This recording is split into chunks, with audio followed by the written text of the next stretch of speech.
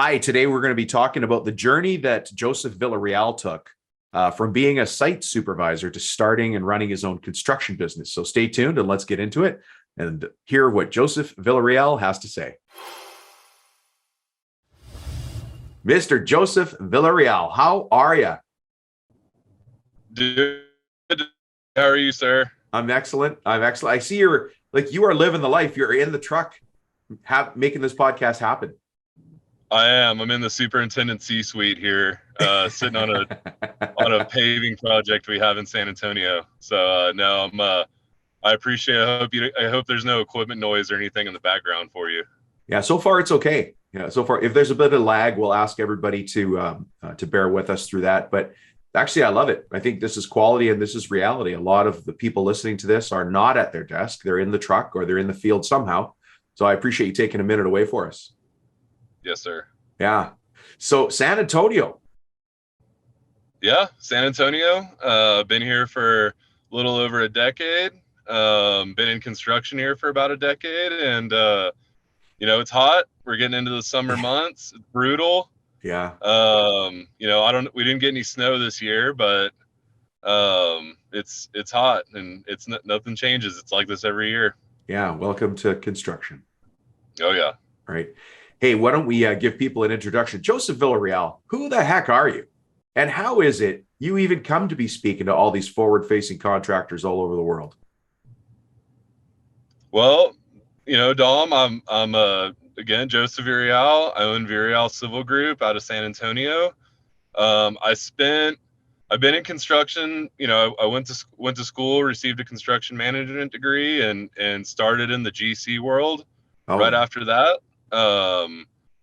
did that for about 10 years and decided that I really wanted to try to compete in business and start my own business. And I've always had an interest for site work and heavy equipment, and thought, you know what, why not take a shot at it now? I'm in my early 30s and let's give it a run. And yeah. we're just having a blast. It's been great. It's been a very interesting transition, which I think we'll get into a little bit later. But it's a blast. I wouldn't do anything else. Yeah. I mean, it's fun working with tools, working with equipment, making things. There's a difference between office work, which, let's be honest, I do a lot of office work now. But at the end of the day, my desk is either dirty or it's clean. Which I mean messy or not, right? Or I've got a bunch of emails I haven't responded to. Some of you are laughing right now because they've sent me emails. But what I've always found in contracting is that at the beginning of the day, I know what I have to do. At the end of the day, I turn around, I look back, and I'm like, wow, we did that. Wall went up, that deck got built, that house got painted, or whatever. You can see physically what you did. Right. And that's my favorite part, is actually being a builder, the progression, the journey, getting to, like you said, exactly, turn around and see what you get put up. In our case, we dig holes, we move dirt, we tear buildings down. And so you get to see a progression every day.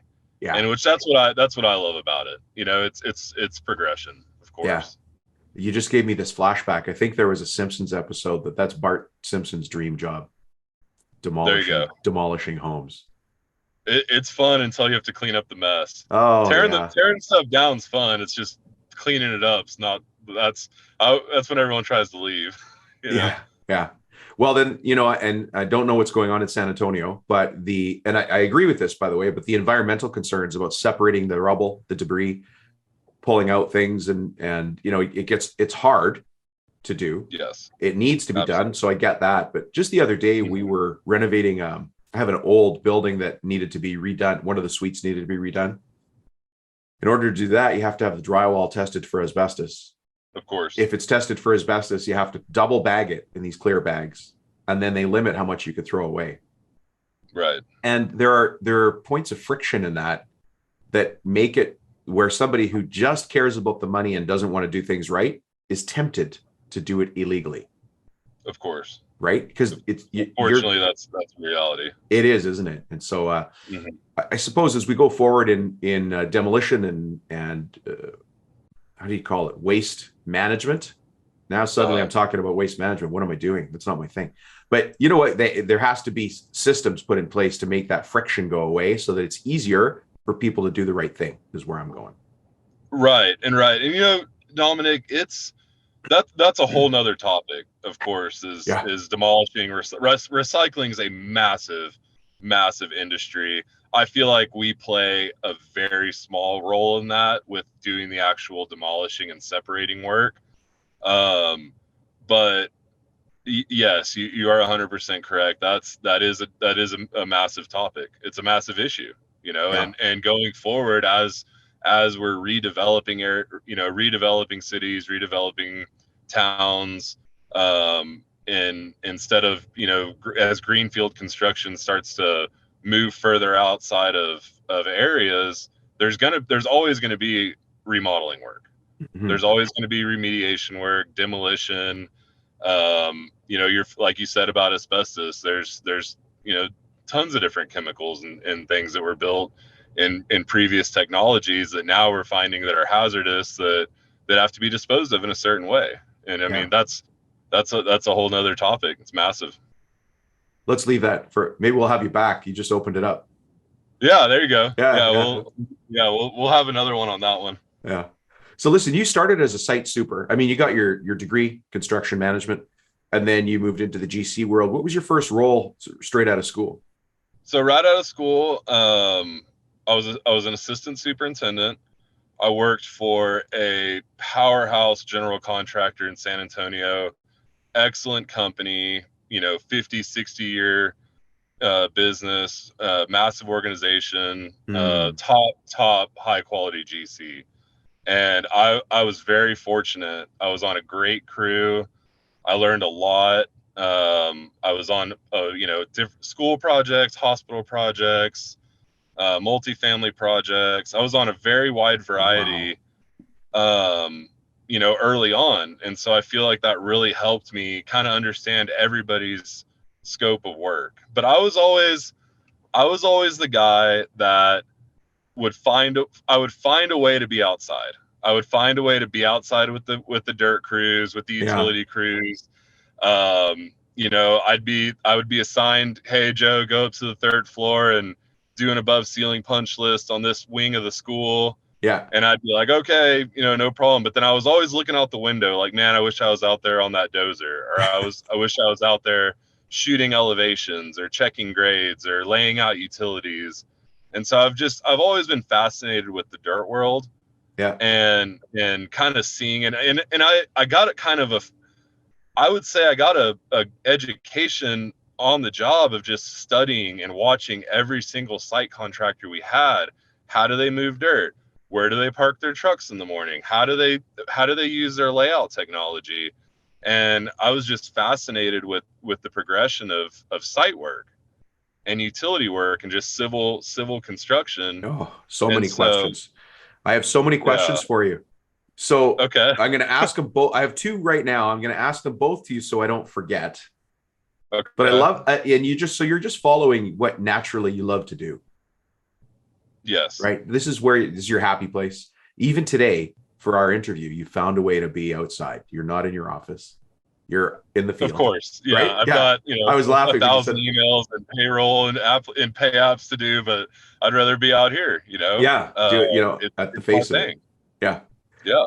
So here's the two questions that came up from that overview of how you started. You talked about that top-notch San Antonio GC, so we don't want to know Mhm. their name, but I do want to ask, what are three things that they did in business that still stick with you? That's question one.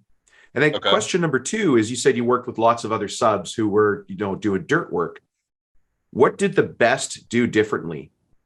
The best subs do differently in your eyes versus the ones that were struggling Okay. on your job sites? So those are the two questions. Hopefully we remember to hit Okay. both of them. Let's start with the first one though. Um, that San Antonio GC, what are three things they did well that still stick with you? So right off the bat is attention to detail. Mm, Detail in construction is huge. The GC that I spent my first decade of construction with hammered the details. Um, the teams that I was on, the project, the leadership that we had, there was always were always taught to hammer the details on a project, Mm. hammer the details at proposal time, hammer the details in our estimates. And so the details that we focused on, that it always led to a great relationship with the owner, a great project, high quality, minimum punch in return. And so that was just that right off the bat. When I think of what we did at that time and what they continue to do, is just they're a very high level, high detail, high quality builder. And so me as a subcontractor now, that's how I want to run as a sub. Lots of detail. Is, hey, we show up on the job, we're looking at the whole project from a very high level, and we want to make sure that, yeah, we're here to move dirt and get pads in, but we also want to make sure that it's going smooth for everybody. And within what we can control, of course. You know, right. you don't want my guys out hanging sprinkler pipe or anything. But if we can build a temporary parking lot to get to closer to the building for the subs to use, to get in and out faster, then that's value added. Nice. And so going back to that GC, they're very high quality, high value, and so it's just something that stuck with me, and I noticed right away as I was learning. That's good. So the number one thing that they did well was attention to detail. Are there two other things you can think of? I would say added value. They added value. It was always, hey, you know, you guys are this is how we can work around this to keep these schools open. Or there was always planning, high level planning, value through planning. It wasn't just, hey, we're here, what do you want us to do? It was always, hey, we're here, this is our plan, and we're going to hammer these plans and hammer the details to get through these projects. Excellent. To work for everybody. Yeah. That does sound like a great GC. Yeah. And we're asking you these questions because I know some people are also in their trucks going, you know what, I do that, or I need to do that more, or how do I get my guys doing that, you know, following my vision? Is there a third thing they did well that stuck with you? There doesn't have to that be. GC, Nice they were very fair.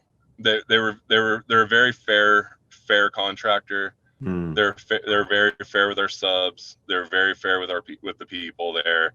And I mean, the results speak for themselves. They've got guys that have been there for 40, 50 years, very long tenured employees, very little turnover, just an incredible organization, awesome leadership. You know, I'm still friends with a lot of those guys. I love them. I was going to say, it sounds like it was tough to leave.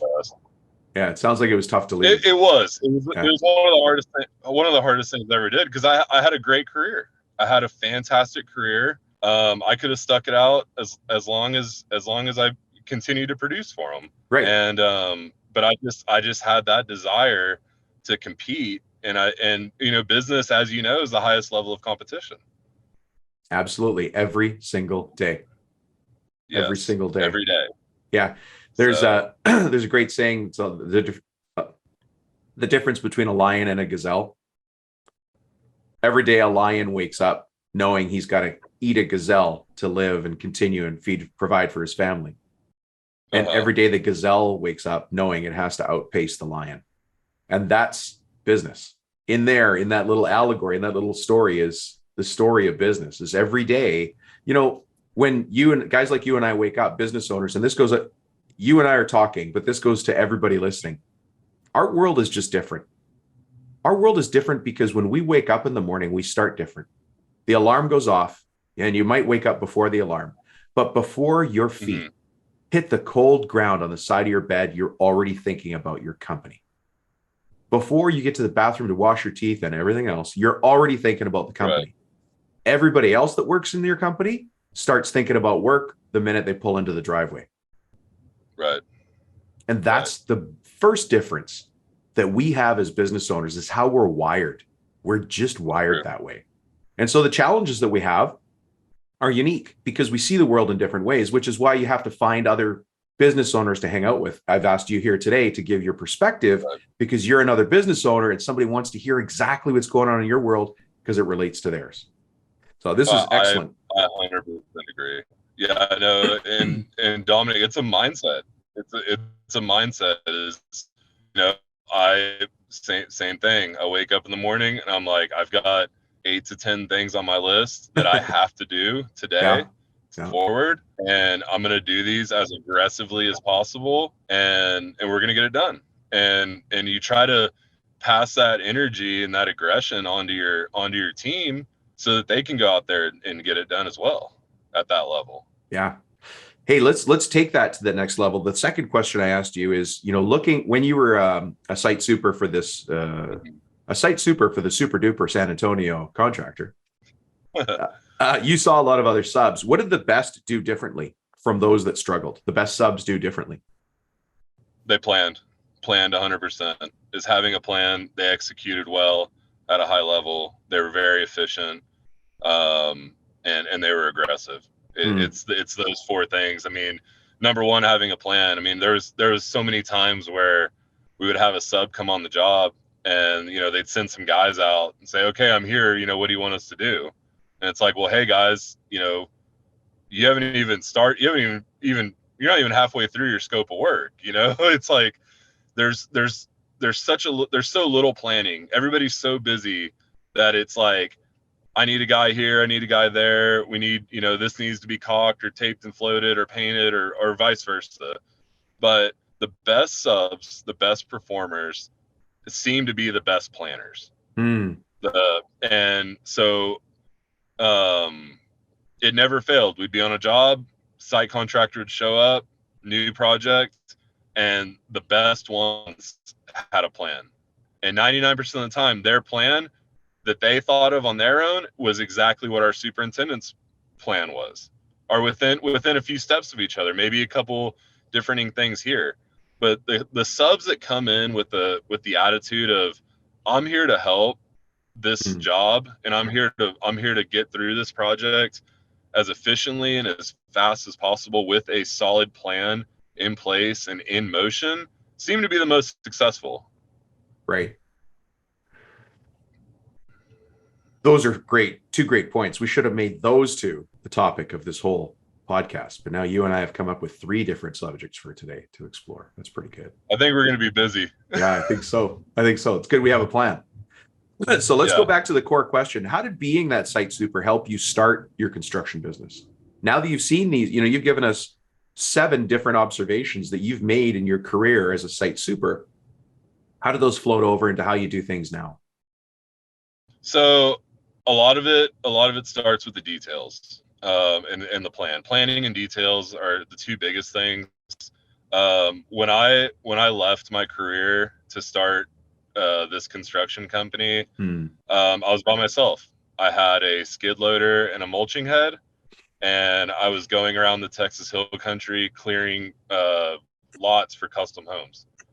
So my first day in business, I threw a tree stump through a house, or through a window on $1 million house. Oh, That was my customer. oh, And so right there, I was like, okay, we need to have a plan, because I'm by myself. I'm out of cell service. And how I just left an incredible career to do this, and so I need to have a plan. yeah. And so from there, I just sat down and I said, okay, what do I want to do? I want to be a commercial site contractor. I want to move dirt. I want to work the Central Texas market, and how do we get there? And so it's literally just been working the plan kind of the same way I would approach a project when I was a superintendent. It was, Hmm. we have 24 months to build this school. We got to start with clearing the trees, and we've got to finish with the Unlocking the finish doors. trades, Yeah. and just yeah, line by line, item by item, duration by duration from there. And so I kind of treat business the same way. I try to set really big goals, as big as possible, and if we shoot for those goals and we land at 80%, well, then that's 80% further than we were the day before. And so that's kind of the approach, and just the details and the planning, and those are the lessons that I took from my superintendent job that really helped transition over to being in business. Uh, were those. Yeah. Now you mentioned earlier paperwork, the emails. You and I both have them, and so does everybody else listening. And Yeah. just a reminder to you and I, everyone listening to the show is a business owner. Everyone Okay. listening to this show is a contractor or in construction. We all use different words, but we're all find problems that we can solve by doing things. That's our business, right? Business owners Yeah. are here to solve problems. But That we're problem solvers. we're problem solvers, right? And we're supposed to get paid for causing those solving. Sorry, Joseph. I said causing those problems. We're supposed to get paid. We cause problems. That's just the punch list conversation. Yeah. But we find problems and we solve problems for other people. We get paid for solving those problems. Right. How do you deal with the paperwork side? Because and you're in a great place that a lot of people are in. You're still, I see your machine going by in the truck window there every couple minutes, seconds, and he's moving fast. But you've got paperwork, you've got to get to. How do you balance that? Yes. It has been incredibly difficult, and the biggest struggle. I'm not. I was a superintendent. I was there to lay out, shoot grade, run subs, and so when you stick me in an office with months of certified payroll to do and payout and bids to turn in and take off and hey, I need your DOI and hey, where's this, where's that, where's the other thing? It's extremely difficult. Luckily, we do have a tremendous. My wife helps out a lot. I'm extremely grateful for her helping us, get checks out, make deposits, and just the nuts and bolts of actually running a business from an office perspective. I would call myself a self-taught estimator. Oh, okay, yeah. And most people are, but right, yeah. Right, and I'm proud of it. It's been extremely difficult. When I was a superintendent, I'd walk into the office and be like, "Oh, what are you guys doing? You guys are just playing on the computer all day and getting ready to go to lunch." And now I'm sitting there, I'm like, "Okay, I've got 5 takeoffs to do that are due by the end of the week, and I just downloaded the plans, and I don't know how to do any of this stuff." Estimating. And so it's been extreme. It's so difficult. Yeah. Remind me after this show to email you. We've got something called a go back calculator.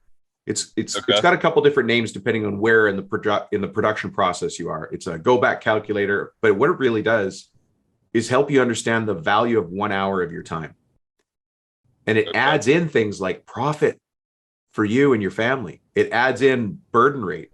The burden rate, if I pay a guy on the site, let's just say $25 an hour, the natural tendency is in my estimates to say, well, I've got that guy, so I'm going to make sure I bill him out at $25 an hour. But what gets forgotten is the burden rate, the soft cost for running that crew member.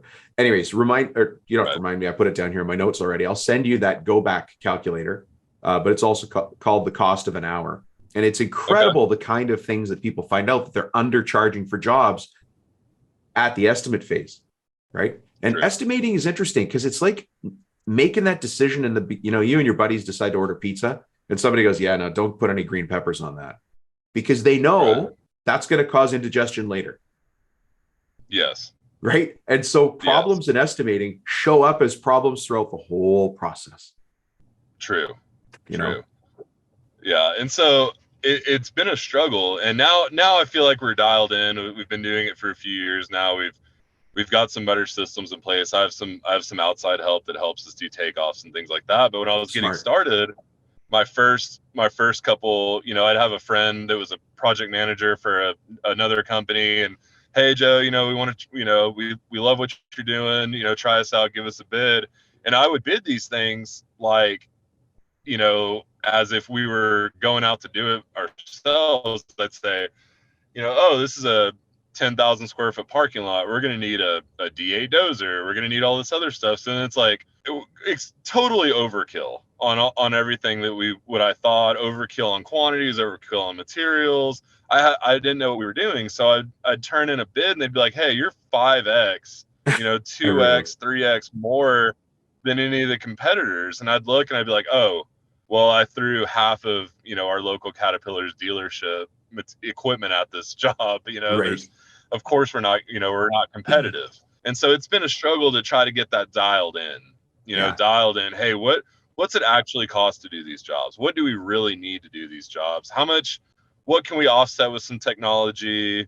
And then the argument of, should we buy these pieces of equipment? Should we rent? Should we rental purchase option? I was going to ask you that That's a because whole nother topic. you've got expensive toys. We do. We have Yeah. very expensive toys, and we're acquiring them left and right because of our workload. But it's been interesting to see. It's like, we go in on a certain equipment package on a job, and then it's like, oh, hey, we have another job hitting the same week, and how can we split some of these assets to try to run on multiple properties? And it's been tricky. But it's that's what's fun. That's what's fun about this game is trying to get dialed in and understand our costs and what's actually needed on a project. Yeah. Well, and if I'm reading between the lines, how to be clever about delivering your services, because you didn't need necessarily a D8. And by the way, nobody talks to me about the technical aspects of construction, so you can laugh openly. But you think that, oh, this machine is the only one that can do that job, but there's other ways to do the job, perhaps with other types of equipment, or approaching that problem with a different set of solutions. 100%. That is how we add value to our customers. Exactly what you just said is, how do we approach this in maybe a different way that's a little outside of the box, but that can have massive cost savings to the owner. Yeah. Do you guys use, I don't know if you call them the same thing out there. Do you use swamp mats? Do you know what a swamp mat is? Yes, we call them crane mats. Okay. Yeah. It's kind of like boards, lumber. That's kind of just a whole bunch of 2x6s tied together, bolted together to make a pad, right?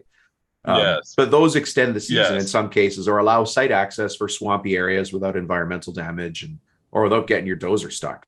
But those kinds of things are, allow flexibility sometimes on site access during construction, where you've got an existing building you have to work around, but the only way to get to it's a wonky, weird piece of swampy ground. And so those, I didn't know if you had those down there. They're very big in the anywhere there's the oil patch, because they want to maximize their season. Unfortunately, that's the melty season when the muskeg or the tundra is wet. And so they got to get in there somehow, right?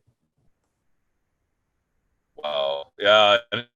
See, we're a whole different, we're in San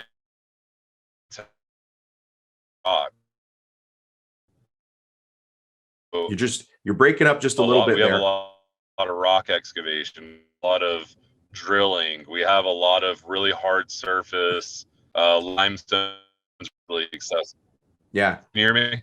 Yeah, I can hear you. So that's the thing. Every area has its substrate differences. We all think it's the same. No, I can hear you. Okay. It's coming back. There's just a bit of a lag. Okay. So now let's go back. Those subs that earlier question, what's the difference between the best subs and those that struggled? How do you think that translated for them on their business side? Those are the ones who probably came back to you with challenges with quality, challenges with production, challenges with cash flow. Right.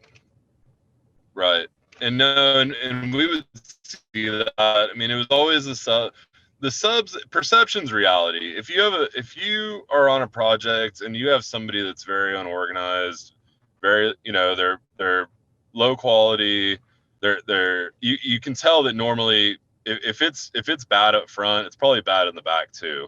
And so yeah, you would see that. You definitely see that. Yeah, you can always tell when somebody's got just the wrong things going on. And like you said, problems up front, problems in the back, problem in the office are the same as problems in the field, and vice versa. Right? Very true. Yes, sir. Well, let's start to wrap it up here. This has been great. Really, really good. I'm going to do another little interview with you in a moment. So people listening that have enjoyed this discussion with Joseph, there's going to be another little quick tips that we're going to do as a separate episode. So watch for that. But before we go to that, Joseph, if somebody wants to find you in this big wide world, How do we do that? I'm on all the social platforms, LinkedIn under Joseph Villareal, Facebook and Instagram. We have a Vial Civil Group Facebook and Instagram page that we do a lot of recruiting and stuff on. We have a website, vialcivilgroup.com, has all of our contact info. And no, I appreciate you having me on. It's been a great conversation. I think we have some topics to do some research on and discuss going forward as well. Yeah, good. Well, and I hope I gave you a lot to think about, as a business owner, because it's a world that generally you can't just go have a beer with somebody after work and talk about, because business owners are different. If you look at a crowd of 1,000 people, there might be one. Right. Well, thank you, Joseph. By the way, your last name is spelled with 2 L's and 2 R's, right? Villarreal. That's right. Yes, Yeah. sir. So people that are looking for you, spell it properly. All right. Thanks, Joseph. Appreciate having you on the show.